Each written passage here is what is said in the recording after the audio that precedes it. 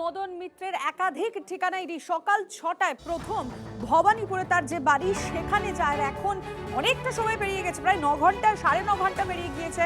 এখনো কিন্তু ইডির টিম রয়েছে এবং যেটা আমাদের কাছে খবর রয়েছে মদন মিত্র ভবানীপুরেই তার বাসভবনে রয়েছে। তবে যেটা শুরুতে আপনাদেরকে বললাম যে শুধুমাত্র ভবানীপুরের ঠিকানা নয়, তার একাধিক বাড়ি রয়েছে, সেখানেও গিয়েছে। যেমন দক্ষিণেশ্বর এবং জোকার ফ্ল্যাটেও ইডির টিম যায়। দক্ষিণেশ্বরের ফ্ল্যাট থেকে বেশ কিছু নথি ও টাকাও মিলেছে বলে ইডি সূত্রে খবর। 6টি ব্যাংক অ্যাকাউন্টের হদিশ মিলেছে। জোকাতে মদন মিত্রের পুরনো ফ্ল্যাটেও ইডির হানা। সুশোভন আমাদের প্রতিনিধি থেকে আমরা এই মুহূর্তে শেষ কি খবর পাওয়া যাচ্ছে আগে জানবো। সুশোভন, দেখো, এই বাড়িতেই মদন মিত্র থাকে প্রায় 9 ঘন্টার বেশি সময় ধরে। মদন মিত্র কেন্দ্রীয় যে গোয়েন্দা সংস্থা তাদের সঙ্গে কথা বলছেন এবং এই দোতলার ঘরেই কিন্তু মদন মিত্র রয়েছেন বলে জানা যাচ্ছে এবং সেখানে কিন্তু একাধিক নথি সেগুলো খতিয়ে দেখছেন ইডির আধিকারিকরা। আজকে সকাল 6টার পর থেকেই কিন্তু একযোগে 8 জায়গায় তল্লাশি চলছে। তার মধ্যে এটা অন্যতম। এখন মদন মিত্র তিনি এখানেই থাকেন।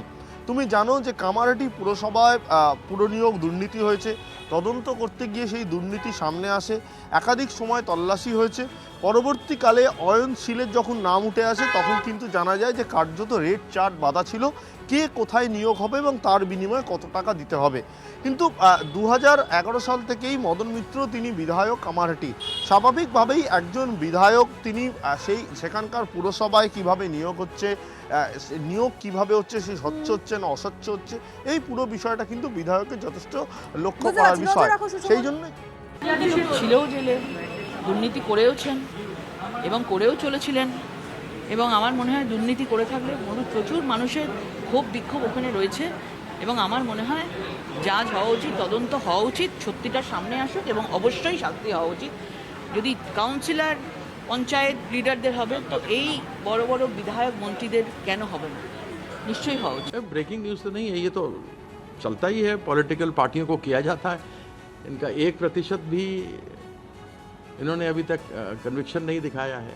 तो ये तो बीजेपी का पुराना तरीका है, आप लोग जानते हैं। आप लोगों को यह बात बार बार बतानी चाहिए कि बीजेपी यह तरीका अपनाता है।